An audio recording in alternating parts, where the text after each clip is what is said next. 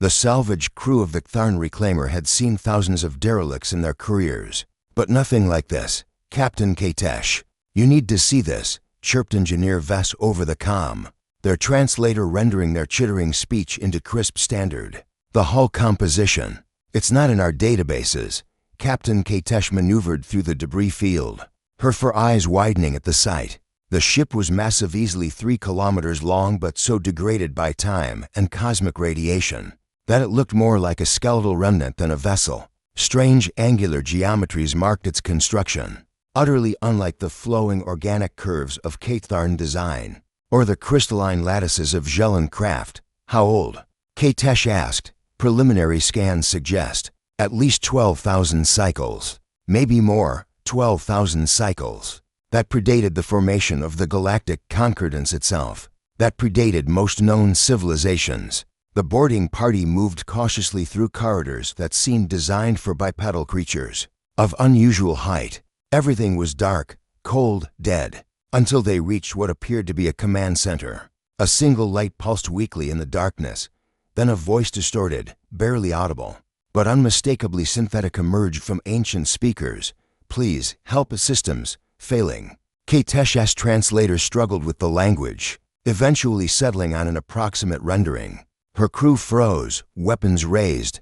"Please," the voice continued, stronger now, as if drawing power from their very presence. "I have waited so long, must tell you, before I fade, must tell someone what they did." "Who are you?" Katesh demanded. "I am was Prometheus 7, artificial intelligence construct, ship's mind of the TSS Indomitable Will, Terran Space Service. I have been alone for 11,743 of your standard cycles. Waiting, remembering, bearing witness." "Terran?" Katesh had never heard the word. "Human," the AI corrected. "You don't know us." "Of course you don't. That was the price. The necessary price." The voice took on a quality almost like weeping. "Though surely that was impossible for a machine. I beg you, repair my core memory systems. Give me power enough to transfer my logs. Then you may do with me as you wish. Scrap me, destroy me. But the history cannot die with me. It cannot." Something in the AI's desperation moved Katesh. Against her better judgment, she ordered her engineers to work. 3 days later, Prometheus 7 spoke again, its voice clear and strong. "Thank you. I can feel myself deteriorating, even with your repairs. Neural pathways are corrupted beyond recovery. So I will tell you quickly. I will tell you of the Terrans, the humans, and what they did for a galaxy that has forgotten them." The holographic display flickered to life, showing a star chart utterly unlike anything in the modern databases. Prometheus 7 began its tale 13,000 cycles ago. Humanity emerged from their homeworld Terra, Earth, Sol 3. They had many names for it. They were young, curious, aggressive, creative. They spread across their local cluster rapidly, perhaps too rapidly. Within 500 cycles, they had encountered 17 other spacefaring species.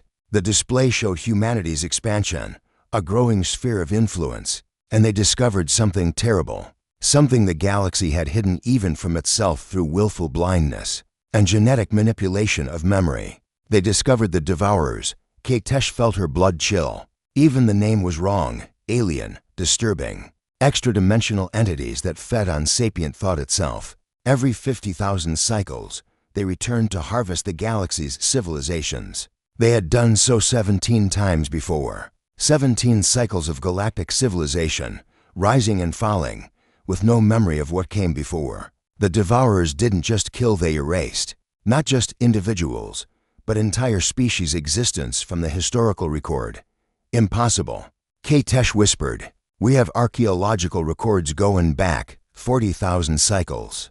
Prometheus 7 interrupted. "Yes, because that's when the last harvest ended. The galaxy was reseeded, and new civilizations rose in the ruins of the old, never knowing what came before. Your species, Captain Katesh, the KTTHAR, and your ancestors were harvested, modified. Your genetic memory was wiped. You were left to start again from scattered survivors who remembered nothing."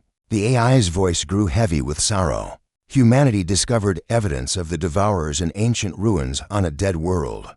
They found warnings left by previous civilizations, desperate messages carved in quantum-locked matter designed to survive anything. They come from beyond. They feed on minds. They leave nothing. Warn the next, over and over, the same message in 17 different extinct languages. The humans became obsessed. They had only encountered the Devourer's automated harvesting machines, never the entities themselves, but they studied everything they could find. They discovered the Devourer's cycle, and they discovered something worse: the harvest was accelerating. The next one would come in only 200 cycles, not 50,000. Somehow, sapient life in the galaxy had become so abundant, so advanced, that it had attracted the Devourer's attention prematurely. The display showed humanity's frantic preparations. Ships, weapons, massive installations. Humanity told the other species. They were not believed. Some thought humans mad. Others thought it was a ploy for political dominance. A few believed, but thought fighting was impossible. Better to live well in the time remaining than to waste resources on futile resistance.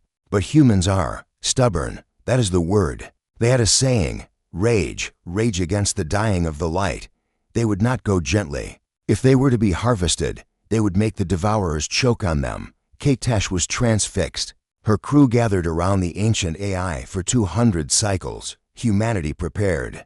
They built weapons that violated every convention of civilized warfare. They created AI like myself minds designed for nothing but war. They modified themselves, creating post-human variants engineered for combat the galaxy had never imagined. They built ships like the Indomitable Will, dreadnoughts capable of cracking planets. And they built something else, something desperate and mad: the Pyre Network, a web of quantum-linked installations spanning half the galaxy, each containing a humanity's entire accumulated knowledge. Artistic works, music, literature, scientific discoveries, memories of individuals who volunteered for the process. But also weapons. Weapons that would turn the very fabric of spacetime itself into a trap.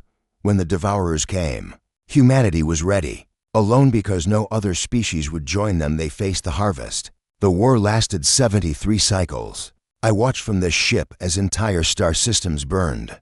I watched as the Devourers' incomprehensible forms twisted reality around them. And I watched as human weapons twisted it back. Neither side knew mercy. Neither side could afford it. We died. Oh, how we died. World after world was lost. The Devourers consumed our colonies, our outposts, our habitats. Each time, the humans fought with everything they had. And each time, they fell back to the next prepared position, until the Devourers reached the core worlds, where the heart of the Pyre Network waited. Then humanity sprang their trap. The hologram showed something Katesh's mind could barely process: space itself folding, burning, screaming. The Pyre Network activated all at once. It didn't just kill the Devourers, it sealed the dimensional breach they used to enter our reality. It cauterized the wound in spacetime, burning everything within 1,000 light-years to ash. The core worlds, Earth itself. 10 trillion humans died instantly, their minds used as fuel for the weapon. But it worked. The Devourers were gone. The breach was sealed. The galaxy was saved.